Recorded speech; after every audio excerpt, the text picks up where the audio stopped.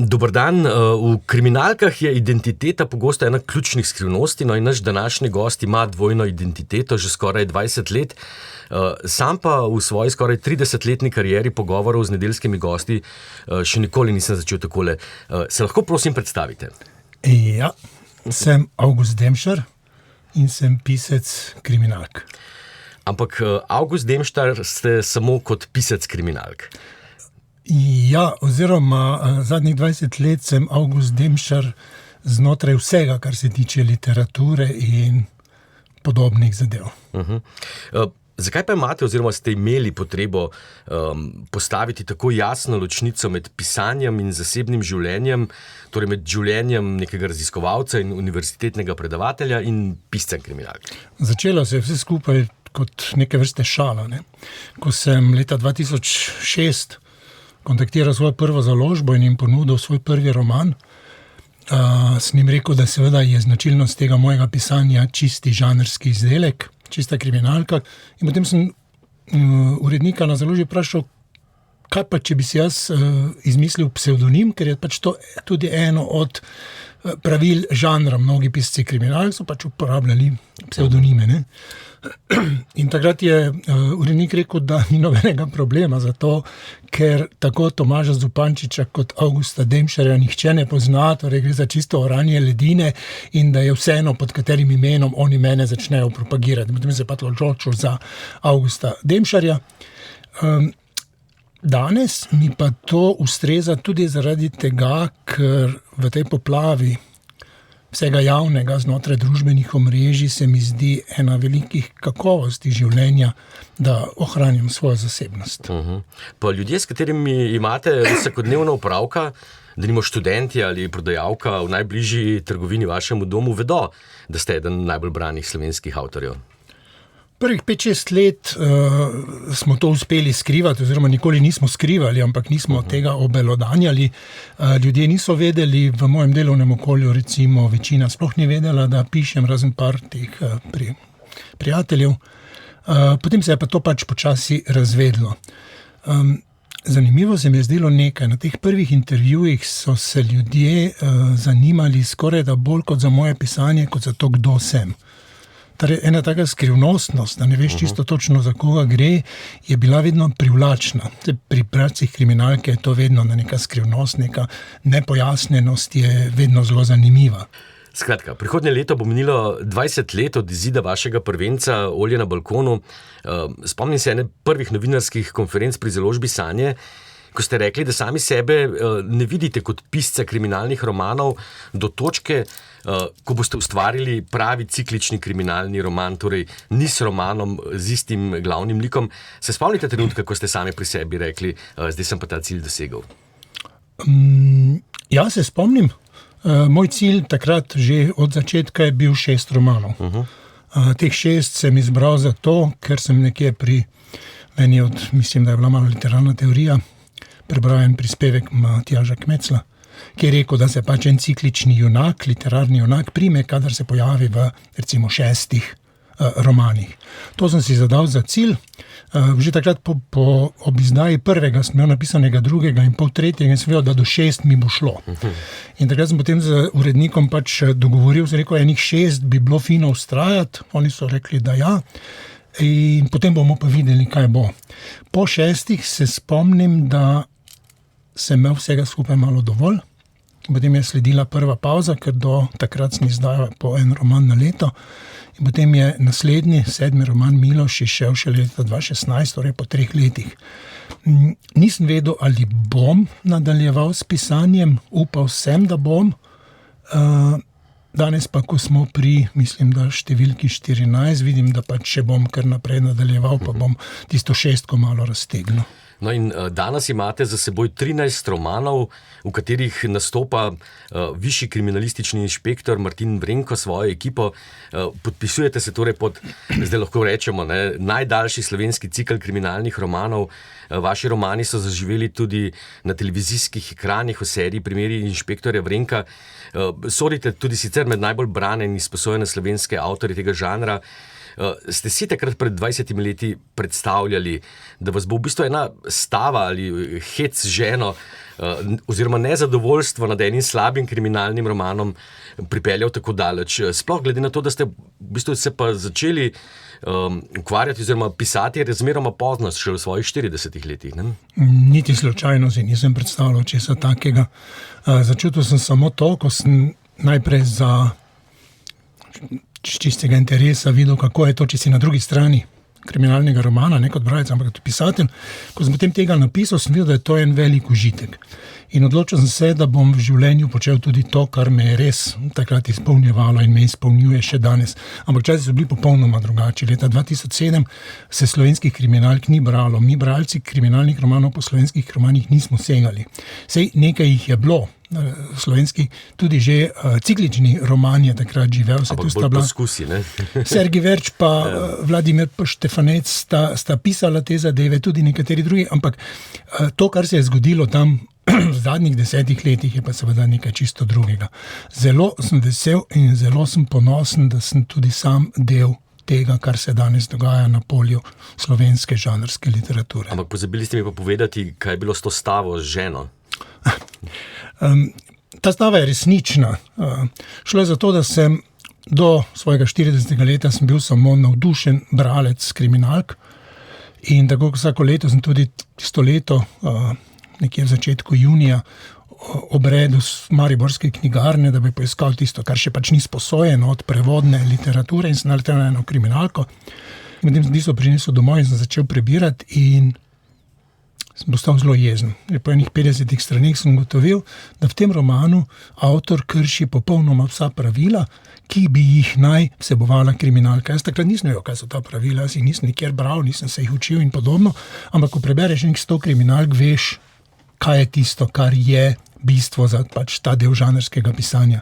In ker je bilo to v celoti kršeno, sem tisto knjigo odložil, nisem je želel prebrati do konca in ženi, ki je bila slučajno v istem prostoru, sem rekel, da kaj tako slabega, oziroma malo hujši izraz, sem rekel, bi pa znal napisati tudi sam. In žena je tako, kot je to normalno, rekla, potem pa napiši, lahko je bentiti, lahko je kritizirati, ne. In potem sem se v bistvu zaradi tega, da bi malo kontriral svoji ženi, usedel in sem napisal Olje na balkonu. Odkot pa ta ljubezen do literature, ne, ki se je očitno, pa ne bom rekel prebudila pozno, ne, ker ste kot najstnik menda prebrali marsikaj, ampak nikoli pisali pesmi ali objavljali v šolskem glasilu, kar je pogosto recimo prvi korak marsikaterega bodočega pisatelja. Po eni strani mi je bil ta odnos do literature položen v zibko, zato ker je bila moja mama predmetna učiteljica angleškega in slovenskega jezika, ampak to niti ni toliko pomembno, bolj pomembno je, da je bila neverjeten knjižni mol. In doma smo bili vedno obkroženi z knjigami, za vsako novo leto in vsak rojstni dan sem dobil knjige. Ljubezen do kriminalke se je začela leta 1972, ko je Mladinska knjiga izdala komplet mladinskih romanov Ericha Kästnerja. Med njimi je bil tudi roman Emil in detektivi, ki je prva kriminalka, ki sem jaz prebral, prva klasična kriminalka z vsemi žanrskimi značilnostmi in ta me je tako navdušila. In ta je bila mladinska in potem so sledile vse tiste druge, a ne? In človek mora dejansko prebrati ogromno knjig, da ugotovi, kaj je dobro, kaj je slabo. No, vi ste pa na začetku tega stoletja nekako zajahali ta novi val kriminalnega romana, ne, globalni val govorim. Takrat je bil razcvet teh skandinavskih kriminalk. Jo Nesbo je imel že nekaj romanov za seboj na prelomu tisočletja, nato je prišel Stieg Larsson s trilogijo Millennium, pa tudi ameriški Dan Brown in drugi. Pa so vas recimo bolj navdihovali ali vas še vedno navdihujejo ti avtori novega vala ali klasiki, kot sta Arthur Conan Doyle ali Agatha Christie? Eno in drugo. Seveda mimo Agathe Christie pa Conana Doyla ne moreš, ker sta pač postavljala temelje. Najbolj še vedno se oziram po neki angleški produkciji 80-ih, 90-ih let in prvega desetletja tega tisočletja, recimo Colina Dexterja, zelo dosti prebiram Anne Cleeves in podobne avtorje, ki so tudi najbolj znani po tem, da so pač ekranizirali njihove romane. Skandinavski noir me je sezul, ampak niti ne toliko Nesbo, sploh ne za temi stvarmi, ki jih zdaj objavlja, ampak za Taščico. To je njegov tretji roman, ki je bil prvi v slovenščino preveden in je vrhunski. sploh pa Larsnova trilogija Millennium. Tisto je pa zame nedostižna mojstrovina. Zagotovo. Zdaj, če bi rekli, da ste pionir novega vala slovenskega kriminalnega romana, ne, bi bilo kar prav, kajti po vaših prvih romanih so se s tem konceptom cikličnega kriminalnega romana začeli spogledovati številni slovenski avtorji, Mert Komel, Irena Svetek, Mojca Širok in seveda tudi Tadej Golob, ko je recimo on izdal, mislim, da drugi ali tretji roman, smo se v neki družbi ob morju, ob debatah o poletnem branju skoraj prepirali, kdo je boljši, Demšar ali Golob, podobno kot je večna dilema Messi, Ronaldo, ne? Kako vi gledate na te primerjave oziroma sploh konkurenco? Konkurenca je super, torej, če si edini petelin na kupu gnoja, je to malo dolgočasno, ne? Recimo, kaj se dogaja pri meni, tudi tisto leto, ko nisem izdal nobenega romana, so pa izdali romane kolegi, recimo Tadej in še kdo, je izposoja mojih drugih knjig vseeno naraščala. Torej, to zanimanje bralstva, da so police s slovenskimi kriminalkami, pa počasi tudi že z drugimi žanri, čez poletje popolnoma prazne, je zelo, zelo dobro za vse nas, ki se ukvarjamo z žanrskim pisanjem. Je pa mogoče še ena stvar, da smo malo spremenili zavest tudi pri samih piscih, ne. Žanrska literatura ni manj vredna literatura.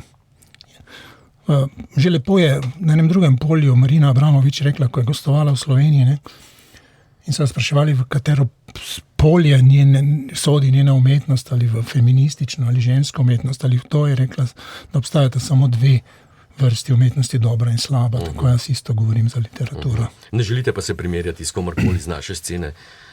Težko se primerja zato, ker mislim, da nas je mnogo in da vsi pišemo na nek svoj način in s tem strežemo različnim okusom bralcev. Nekomu bolj sede takšen način, nekomu drugačen, tako da mislim, da je to samo raznolikost nečesa. Če želimo, da se neka scena vzpostavi, nas pač mora biti neka dovolj velika kritična masa.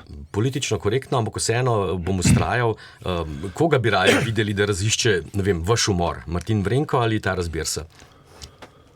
Martin Vrenko, zato ker ga osebno poznam, pa bi lahko malo vplival na potek preiskave. Sredi poletja smo in marsikdo išče dobro počitniško branje. Nekaj ste že omenili, ne, Stiga Larsna z njegovim Millenniumom, ampak če bi morali izpostaviti 3 oziroma jih priporočiti našim poslušalcem, za katere bi se odločili? Reklame ne bom delal za svojo zadnjo knjigo.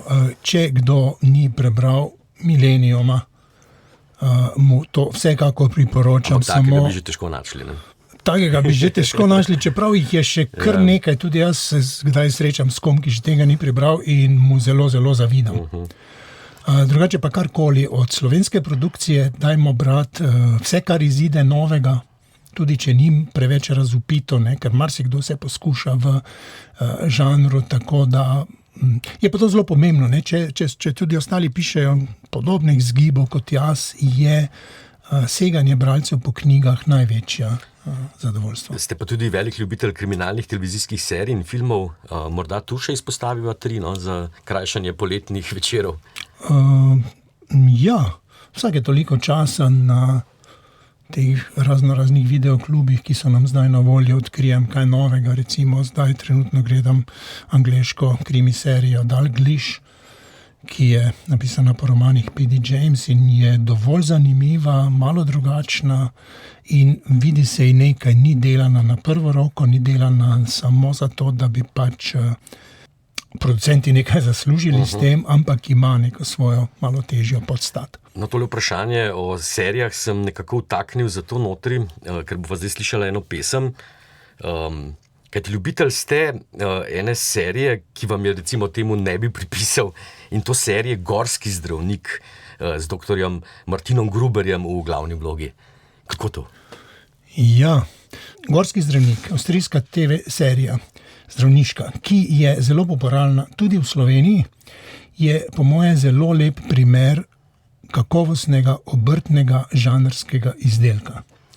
Avstrijci nasploh počnejo stvari zelo, zelo dobro. Dobro, vsi poznamo komisarja Rexa, ki je bil jeman kot rahlo neresna zadeva, ampak tam stvari, kar se žanrskih zadev tičejo, lepo sedijo. karkoli gledam takšnega, kar ni žaljivo po eni strani do samega žanra, ki ga je pač potrebno spoštovati, po drugi strani pa ni preveč enostavno, tako da bi žalilo bralca.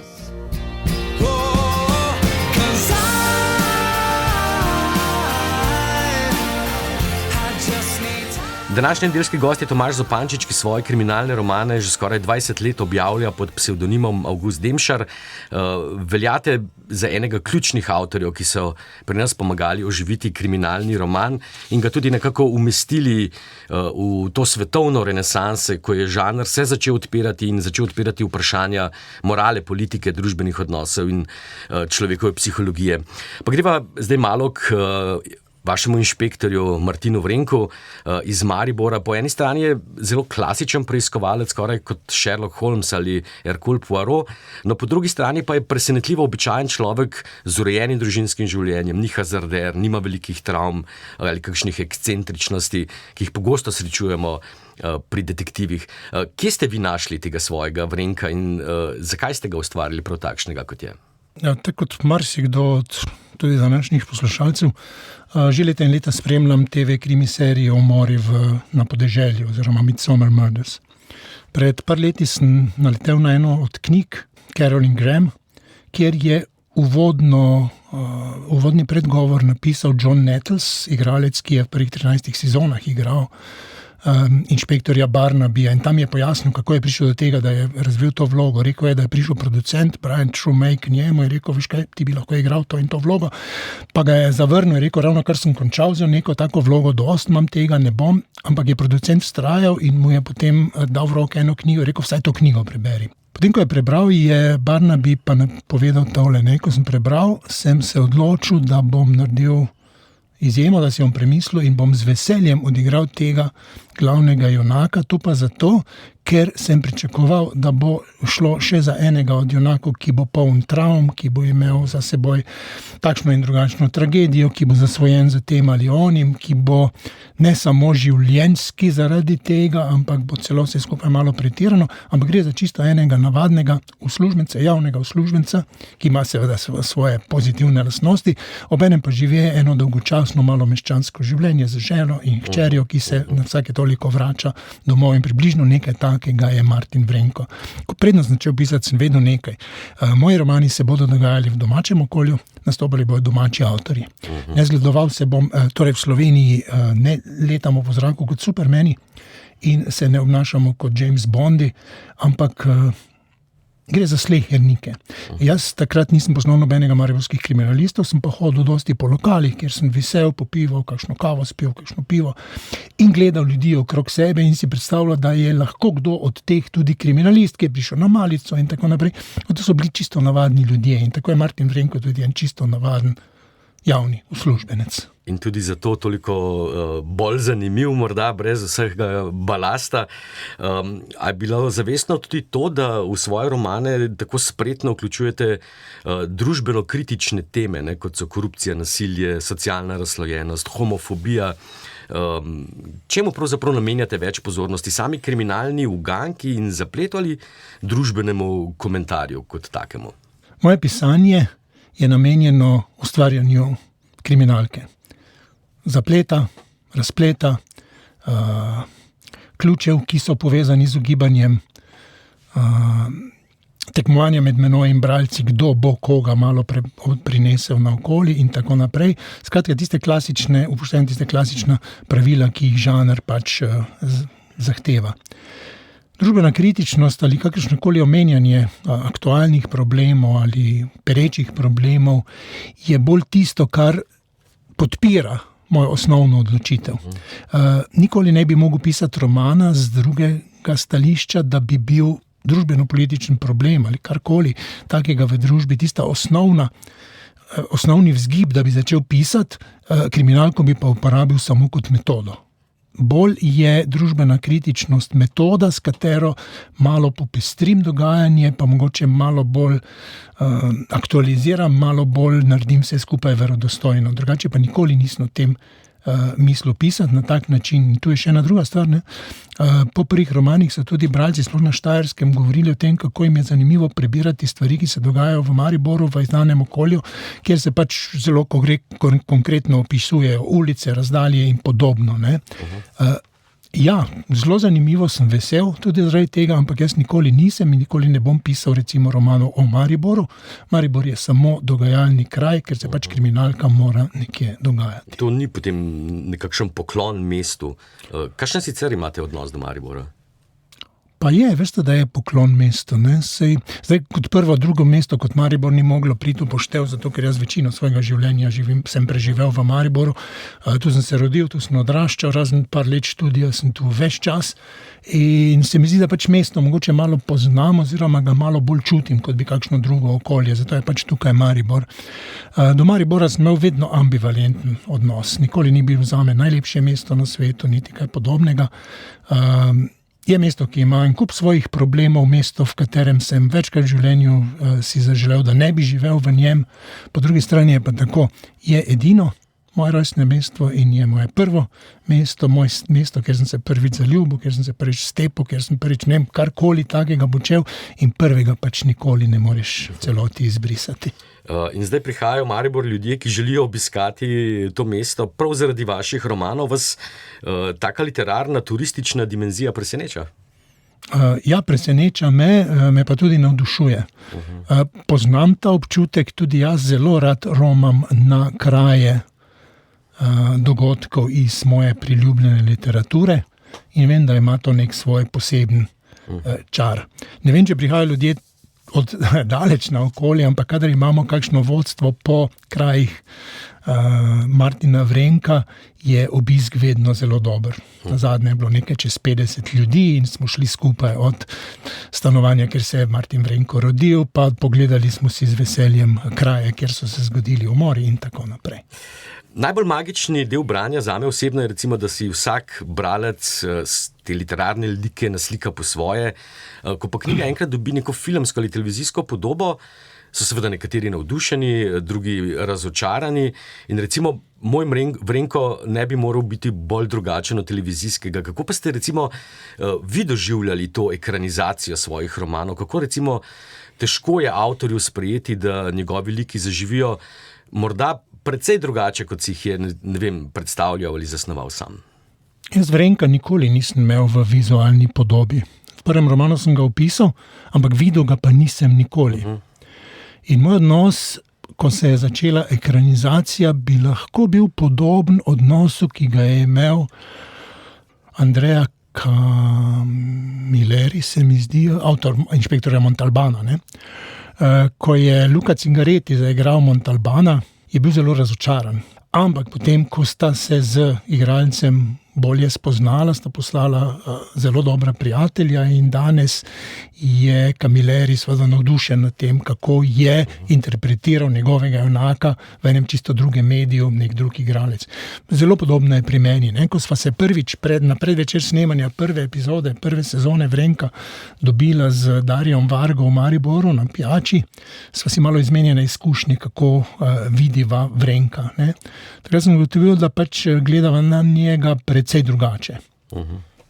Ampak namesto, da bi začel prepričevati igralca, kako naj igra samega Vrenka, sem bil navdušen nad nečim drugim. Videl sem, da je Darjo pristopil k vlogi ne samo profesionalno, kot še ena vloga, ki jo moramo odigrati, ampak je čisto resno trdil, da si je vedno želel zaigrati en takšen lik v eni seriji, nekega kriminalista in da je imel zelo, zelo jasno predstavo, kaj želi povedati. Potem se rekel, seveda, dajmo tu zdaj stopiti malo nazaj, literatura je moje polje, film je polje nekoga drugega, je polje RTV Slovenija, producentov, igralcev, režiserjev in scenaristov in vseh ostalih. Ne? In Martin Vrenko je danes drugačen, kot je. Zdaj zaradi tega v mojih romanih ni dobil drugačne vloge. Jaz, ko pišem, ne vidim Darja Varga. Moj Vrenko je še vedno nek imaginaren lik. Razumem pa bralce, ki so nekateri zadovoljni, nekateri manj zadovoljni z pojavnostjo. Ampak, kot rečeno, romani o Martinu Vrenku so nekaj popolnoma drugega kot primeri Inšpektorja Vrenka. To sta dve ločeni stvari. Kako pa ste zadovoljni z odzivi na samo serijo? V bistvu so bili zelo različni. V tistem prvem delu me mogoče ne toliko zmotilo, kot se mi zdelo, da se preveč pozornosti posveča samemu jeziku. Torej narečju, da se ni govorilo po štajersko, da se je govorilo po ljubljanskem narečju. In potem se mi zdi, da ni bilo toliko pomembno. Sem pa razumel to averzijo, ki so jo na Štajerskem zelo močno poudarjali. Ne. Zelo sem vesel, ker morate vedeti naslednje, ne. Če si že tako uspešen pisatelj, tvoje knjigo prebere na leto, 15 pa 20 tisoč ljudi. To je že zelo velika številka. Ko te ekranizirajo, te vidi 250 do 300 tisoč ljudi, kar je 10-kratnik vsega drugega. Prej se mi nikoli ni dogajalo to, kar ste me vprašali na začetku intervjuja. Zdaj pa se mi tu in tam zgodi, da me kakšna prodajalka v trgovini vpraša, če bomo še kaj snemali in če bo še možno kdaj kaj videti, nimam pojma, odkot me pozna.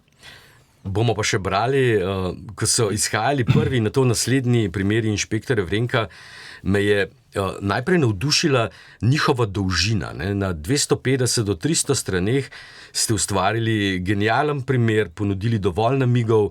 Pri številnih recimo sodobnih uspešnicah, predvsem ameriških avtorjev ali pa poznejših romanih Nesboja, se mi zdi, kot da so založbe tiste, ki od avtorjev pričakujejo 500 ali celo 600 strani, veliko balasta je v teh knjigah, najbrž zato, da lahko utemeljijo njihovo ceno.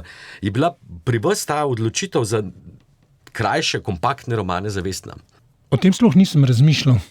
Od prve do zadnje knjige se vedno ravnam po enem pravilu, in to je, ko imam v glavi zgodbo, ki jo želim povedati, sedem in jo začnem pripovedovati. Ko je zgodba končana, naredim piko in zaključim. In potem grem pogledat, koliko strani je pri vsem skupaj nastalo. No, med vašimi glasbenimi predlogi sem si zdaj dovolil izbrati eno iz vašega sicer spiska, malo zato, ker so se pogovarjala o ekranizaciji vaših del, malo pa tudi zato, ker je ta serija, iz katere je naslovna pesem, popolnoma spremenila pogled na kriminalne serije in domnevam, da vam je zelo ljuba. Zakaj? Ja. Govorijo namreč o Twin Peaksu. Vem. Zelo rad imam stvari, ki niso predvidljive. Če grem, pa če se skočim na drugo področje, ki je moje področje, to je likovna umetnost, če stopim v galerijo in v njej dobim tisto, kar sem pričakoval, predno sem šel v galerijo, sem v bistvu razočaran. V galeriji me mora pričakati nekaj, kar me preseneti, kar mi odkrije nov pogled na svet, na nekaj, kar še nikoli nisem videl. In Twin Peaks v tistih zlatih časih, ko smo vsi hiteli domov, da smo videli vsako novo epizodo, je bil točno to. Obenem pa Angelo Badalamenti je naredil izvrstno glasbo.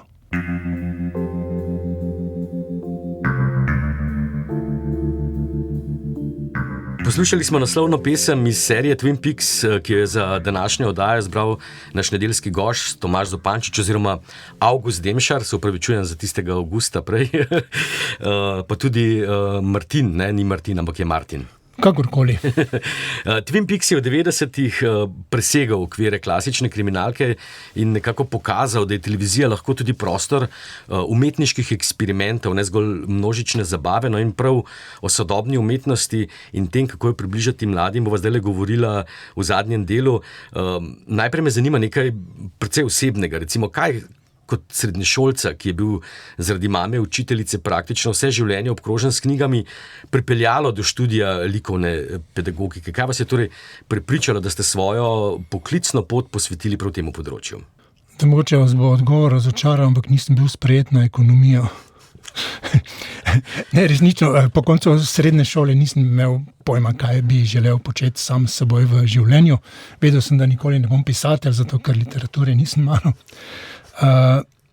Najbližje je bil ekonomsko-poslovna fakulteta, kraja, kjer sem pa sem mislil, da mogoče ne bi bilo slabo, ker lahko malo dalj časa spal, če bi študiral tam. Na srečo sem si potem premislil in sem se odločil za drugo polje, ki me je tudi zanimalo, vedno sem rad risal. In tako sem pač pristal potem na koncu na polju likovne umetnosti oziroma likovne pedagogike. Diplomiral sem na Pedagoški fakulteti Univerze v Mariboru, magistriral pa na Akademiji za likovno umetnost Univerze v Ljubljani, doktoriral pa na Pedagoški fakulteti v Ljubljani. To pa zaradi tega, ker takrat sem imel kar pomembne mentorje pri svojih nalogah. Prvi od teh je bil dr. Jožef Muhovič, je izreden pedagog. Kot drugi je bil Gustav Gnamuš, pri kateri sem opravil likovno prakso. Kot tretji pri doktoratu pa je bil dr. Tomaž Brejc. Vsi trije so vsaj v nekem meri morda celo malo krivi za mojo zadnjo knjigo, ki je išla z naslovom Zadnja večerja in se ukvarja pač z likovno umetnostjo. Drugače pa bolj kot delanje malih umetnikov iz mojih učencev, dijakov ali danes študentov, se mi zdi dosti bolj pomembno to, da jim odprem kanale za razumevanje sodobnih likovnih načinov pripovedi, ker se mi zdi, da je to izredno bogato polje, je pa tako raznovrstno in tako različno in včasih tako oddaljeno od tega, kar si pod likovno umetnost mi predstavljamo, da gre en velik, lep del človekovega življenja mimo nas, če nam ti kanali pač niso dovolj odprti. In moja naloga kot pedagoga je vsekakor, da pri študentih in preko študentov tudi pri otrocih odpiram te kanale, da bojo v svojem življenju znali uživati še v nečem več. No, da bomo morda bolje razumeli, s čim se tudi ukvarjate, z zanimanjem sem prebral vaš članek Likovna pismenost v pogojih sodobnega poučevanja umetnosti, kjer ugotavljate, da nam lahko sodobna umetnost močno obogati življenje, če znamo brati, razumeti in vrednotiti. Nam lahko na kratko povzamete ta vaša dognanja tega članka, ko ste med drugim analizirali tudi razvpito umetniško inštalacijo Banana na zidu, ki je bila prodana za neke neverjetne zneske? Mislim, da sodobna umetnost, saj ni tista klasična, ampak ta, ki se kaže skozi razne performativne umetnosti, skozi umetniške akcije, skozi provokativne umetniške performance in tako naprej, je nekaj lepega. Ne bi smela biti orodje političnega, kulturnega boja, tako kot je zdaj pri nas, na žalost. Če se umetnica odloči, da bo po ulicah Ljubljane vlekla pol zaklanega prašiča, je to stvar, ki ima lahko izredno močan naboj. Ta močan naboj lahko pride do nas, če smo odprti do takšnih načinov izražanja. Jaz ne govorim o tem, da moramo od zdaj naprej hoditi v galerije in tam kupovati, v narekovajih, vse, kar nam tam prodajajo. Z zrncem zdrave soli je treba do vsega pristopati, ampak nikoli se ne zapreti do tistega, kar nam nekaj lahko ponuja. Če se umetniško delo razstavi na pomembni galeriji, na pomembnem bienalu likovne umetnosti, čemerkoli, mi pa prijemo tja, pa tega ne razumemo, je samo naša samopašnost in prevelika samozaverovanost, da rečemo, to ni nič, in v nič vržemo delo, stotin kuratorjev, umetnikov in vseh ostalih, ki so to delo pripeljali do nas. Raje in boljše je se vprašati, kaj je z menoj narobe, da tega ne dojamem, ali me dovolj zanima, da bom pobrskal in poskušal prodreti v naravo tega umetniškega dela, in kadar to uspemo narediti, se nam odprejo popolnoma novi svetovi. In kako potem ta sodobna umetnost recimo lahko najde pot do vrtcev, do šol, do predmetov likovne umetnosti? Teorija govori o zelo enostavnih metodah, pedagoških metodah. Ena od njih je, da se bi naj že otroci v vrtcu, to prakticiramo, saj večina mojega dela je temelji na delu na oddelku za predšolsko vzgojo Pedagoške fakultete v Mariboru, je v tem, da otroci prakticirajo iste metode dela, kot jih bodo potem uporabljali umetniki. Če umetnik v galeriji namesto slike, obešene slike, pripelje 3 tone velenjskega lignita in ga tam nasuje v kot, je to lahko zelo zanimiva izjava, ki je pa mi ne bomo razumeli, če smo do zdaj vedno samo slikali slike pa risali risbe. Če pa bojo otroci v vrtcu sami nabrali kamenčke in jih potem na nek kot nastavili in o njem se pogovarjali in jih vzgojiteljica to njihovo delo osmislila, bojo naslednjič, ko bojo prišli v galerijo in videli nekaj podobnega, do tega pristopili dosti bolj odprto. Torej, prakticiranje istih načinov dela je ena od takšnih metod. Obstaja jih še cel kup. Seveda, ena izmed takih je tudi to neposredni stik z sodobno umetnostjo. Če ne stopimo v galerijo, se nam pač umetnost ne bo mogla začeti odpirati. In ena od metod, kako približati ljudem umetnost, tudi sodobno umetnost, leži zdaj tukaj pred nama. To je vaša zadnja knjiga, Zadnja večerja, ki je letos izšla pri založbi Pivac. To je 14. knjiga v vašem literarnem opusu, ampak bolj drugačna od prejšnjih ne bi mogla biti. Kakšna knjiga je to? Upam, da mi ne bo žal, da sem jo napisal. Mislim, žal mi ni nikoli, ampak kratka zgodba je ena forma, s katero se jaz prej nisem ukvarjal, do nje sem prišel čisto spontano pri Zadnji večerji, je pa vrhunska. Roman je nekaj čisto drugega. Roman potrebuje, po domače povedano, zic, leder. Moram celo leto sedeti, razmišljati o njem in ga graditi, medtem ko pa kratke zgodbe so stvar navdiha. Gre za 9 kratkih zgodb z naslovno Zadnjo večerjo. Gre pa za nekaj, za kar sem jaz sam pri sebi presenečen, da se nisem spomnil že vsaj 10 let prej. Moji 2 veliki ljubezni v življenju sta kriminalni žanr pa sodobna likovna praksa, sodobne likovne umetnosti. In do zdaj nikoli nisem razmišljal o tem, da bi to dvoje poskušal nekako združiti. Ko sem prvič prišel na idejo, sem si izbral eno od del, ki so se mi zdela že takrat zanimiva. Delo, ki sem ga videl pred več kot 20 leti in ga še vedno nosim v sebi. In sem se vprašal, kako bi bilo, če bi zdaj znotraj tega dela vcepil jaz kakšen kriminalni zaplet, torej da bi umor vcepil v to likovno delo. In potem, ko sem razmišljal, sem prišel do neke rešitve, se usedel in sem to napisal. V tem času sem dobil idejo že za drugo umetniško delo in na koncu je nastalo 9 umetnin. Mislim, nastali niso umetnine, nastalo je 9 kratkih zgodb na podlagi tistih umetnin, ki sem jih jaz skozi tok svojih zadnjih 30 let strokovnega dela srečal, so se usedla v meni in o večini teh del se še zdaj za študenti pogovarjamo. Tako da je to nek čist naravn produkt te knjige, kar je zdaj nastalo. Moram pa priznati, da sem imel največjo tremo do zdaj, kot še pri nobenem drugem romanu. Se me zelo, zelo zanima, kaj bo bralstvo o tem mislilo.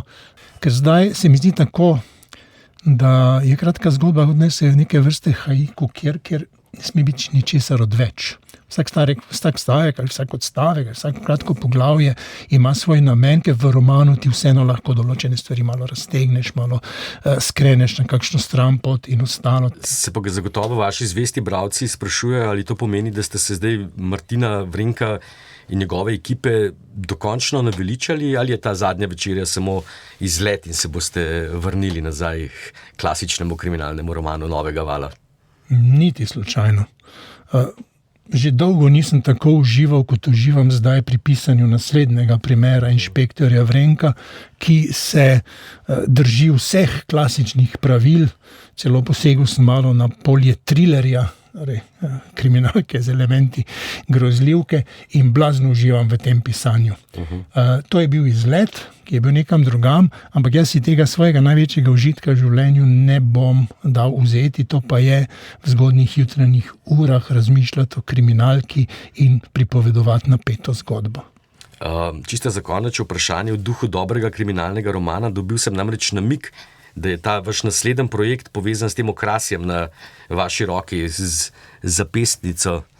To ni zapestnica, to je plastična vezica, ki jih uporabljajo obrtniki, ko povežejo kakšne kable ali kaj podobnega. Mi poveste kaj več ali bo ostala ta skrivnost nerazrešena? Lahko povem kaj več, kaj malega več. Zdaj, če bi bili na televiziji, bi videli tudi, da ni navadne črne ali bele barve, ampak je divje fluorescentno-oranžne barve. To vezico okrog desnega zapestja nosim že kakšen mesec ali pol. Zavezal sem si jo takrat, ko sem videl, da bo skrajni čas, da začnem pisati, resno pisati naslednjo knjigo, ker po Zadnji večerji sem imel 2-3 mesečno pauzo. Zdaj resno pišem, obenem je pa ta vezica tudi eden od ključev, na podlagi katerega bodo kriminalisti ugotovili, kdo je storilec. Zavežem se, sedaj, javno, da bo ta vezica na roki, dokler ne bo promocije mojega novega romana, upam, da čez kakšno leto dni. Upam, da se vam ne bo zategnila do konca in vam ustavila kri. To jaz tudi upam, sem že razmišljal na isti način. Mislil sem, da bi tu od zadaj kapnil kapljico sekundnega lepila, ampak sem raje pazljiv. Dobro. Avgust Demšar oziroma Tomaž Zupančič, hvala, da ste si sredi dopusta vzeli čas za Val 202 in bili naš nedeljski gost. Želim vam vse dobro in seveda veliko dobrih zapletov in dobrih zgodb še naprej. Ja, hvala lepa vam za povabilo. Predvsej sem počaščen, da sem lahko gost v vaši oddaji.